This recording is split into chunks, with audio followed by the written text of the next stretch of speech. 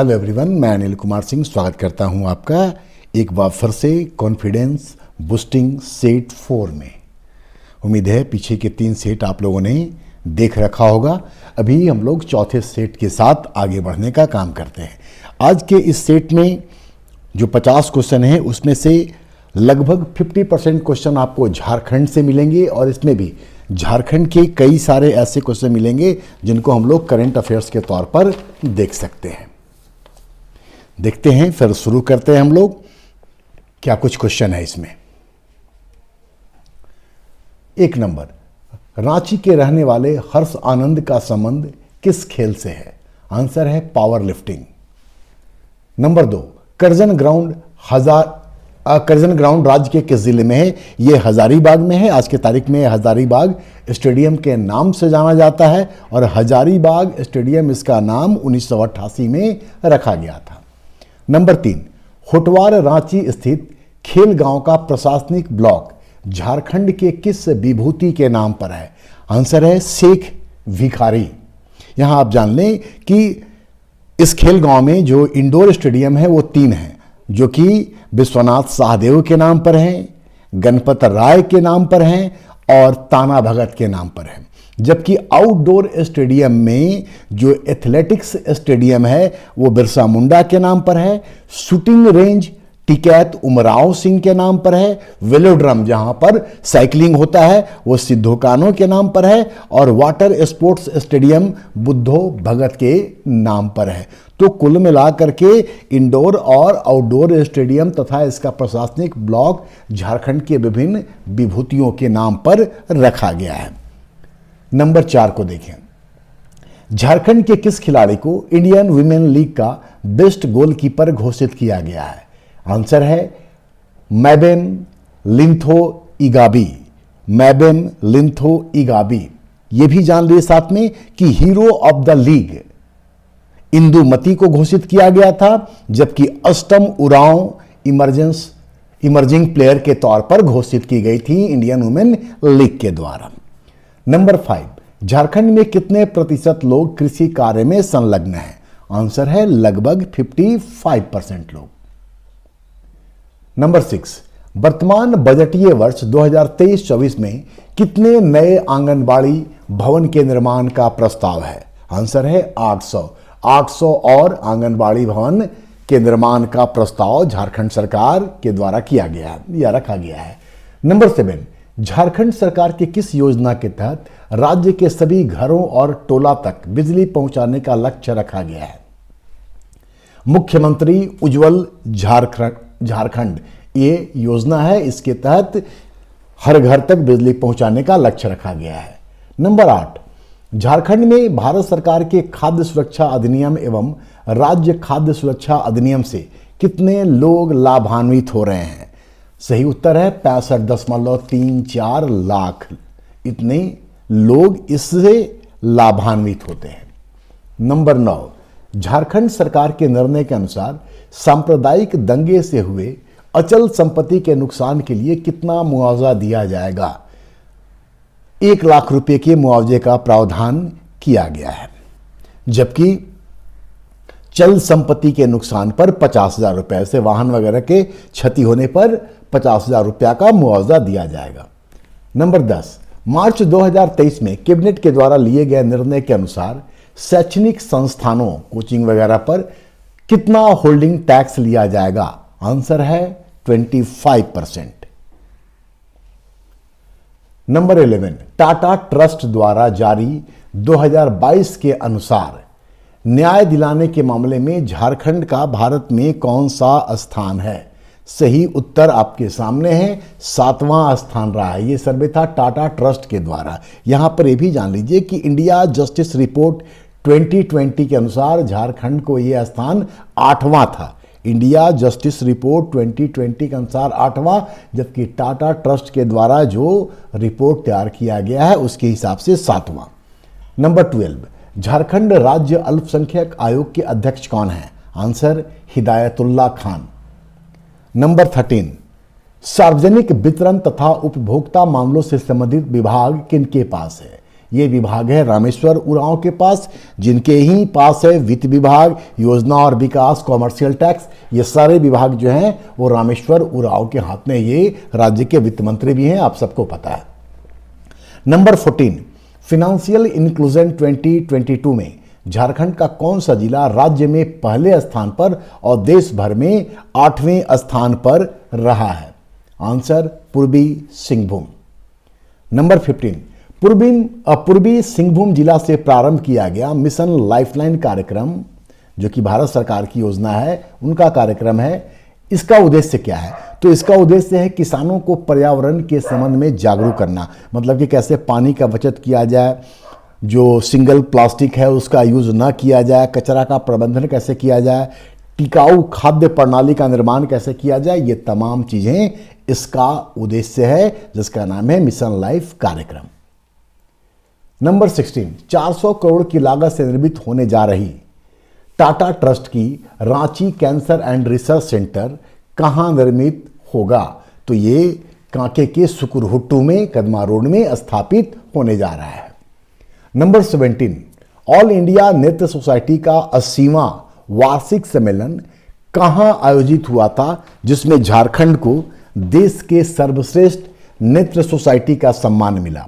Answer है Kochi. Number 18, सतत विकास लक्ष्य SDG 21-22 के प्रदर्शन के आधार पर झारखंड का भारत में कौन सा स्थान है? तो झारखंड का भारत में स्थान है 16वां। 19, रांची विश्वविद्यालय परिषद में 5000 विद्यार्थियों की क्षमता वाला पुस्तकालय बनाने के लिए झारखंड सरकार ने किसके साथ MOU पर हस्ताक्षर किया है? Answer central coalfield limited CCL में के साथ ये समझौता झारखंड सरकार के द्वारा किया गया है।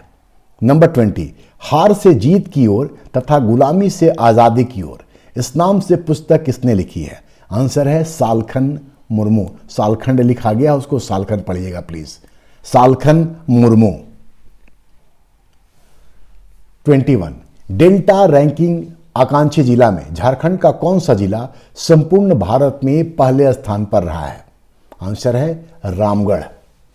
नंबर 22, नेतरहाट विद्यालय की तर्ज पर झारखंड में 3 और विद्यालय कहां खोले जाएंगे? दुमका, चाईबासा और बोकारो में इसी तरीके से 3 विद्यालय खोलने की योजना है सरकार की। 23, झारखंड के किस शिक्षण संस्थान ने क्रूड ऑयल निकालने की नई तकनीक का पता लगाया है? आंसर IIT ISM धनबाद के द्वारा। 24, अबुआ वीर दिसोम अभियान क्या है?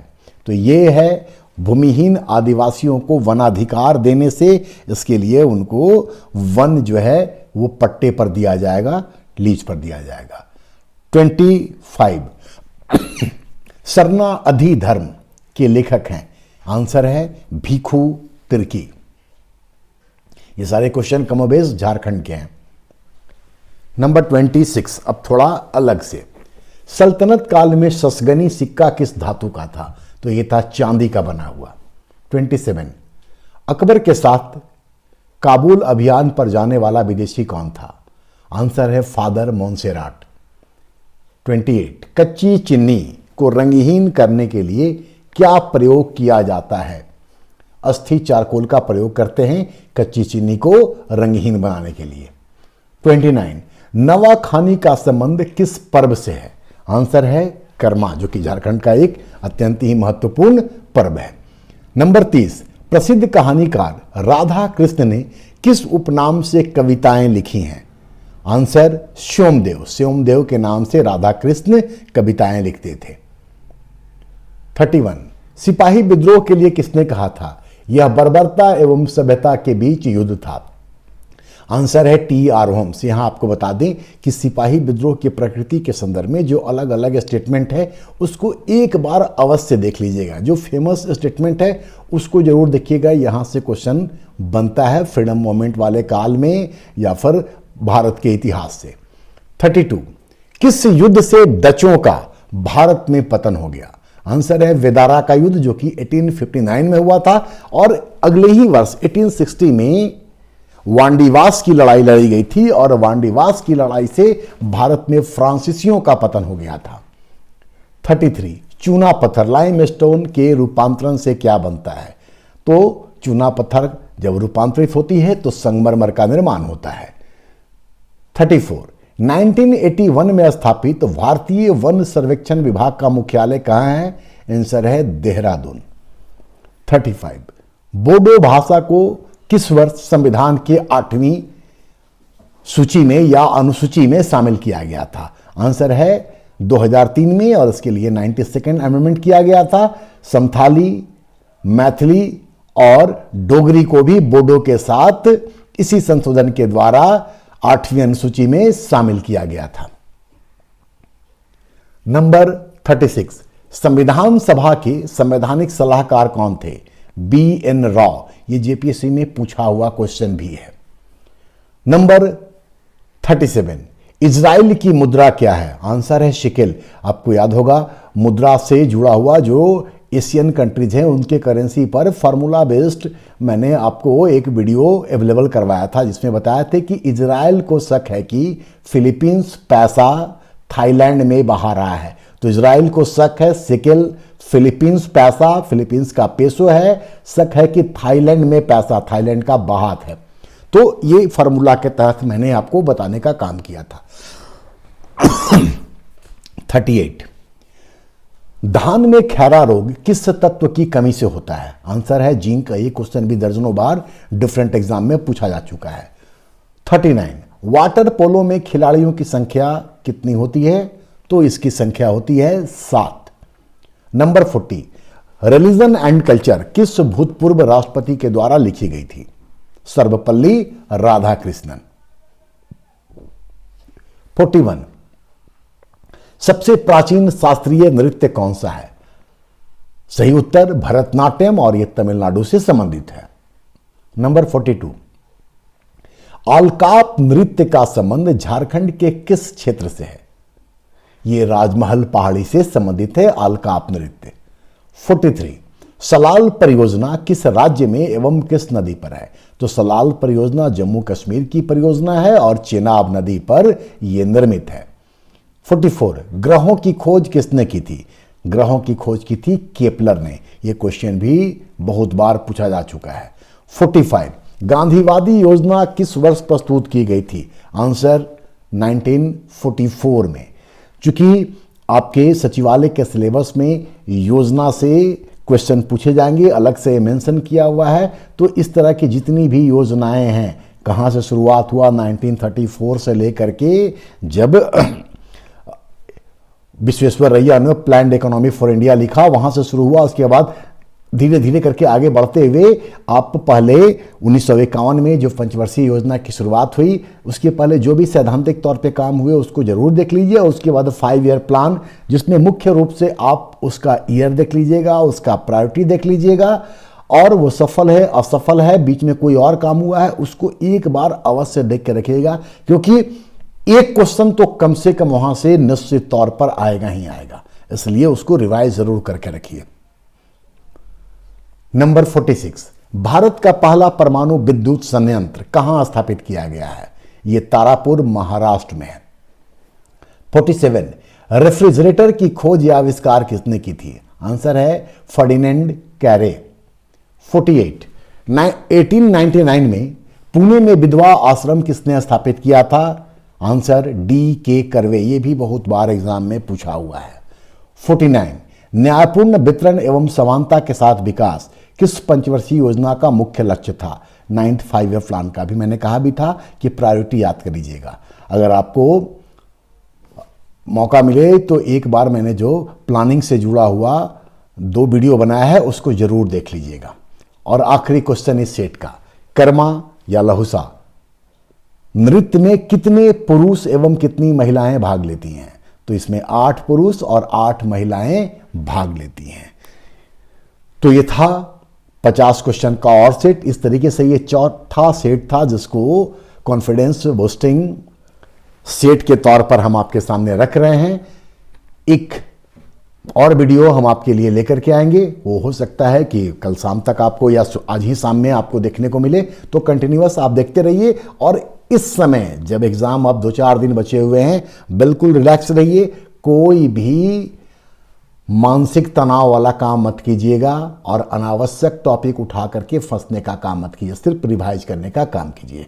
वीडियो अगर अच्छा लग रहा हो तो अपने दोस्तों के साथ शेयर कीजिए, सब्सक्राइब नहीं किए हैं तो सब्सक्राइब कर लीजिए और अपनी प्रतिक्रिया मुझ तक पहुंचाइए। धन्यवाद।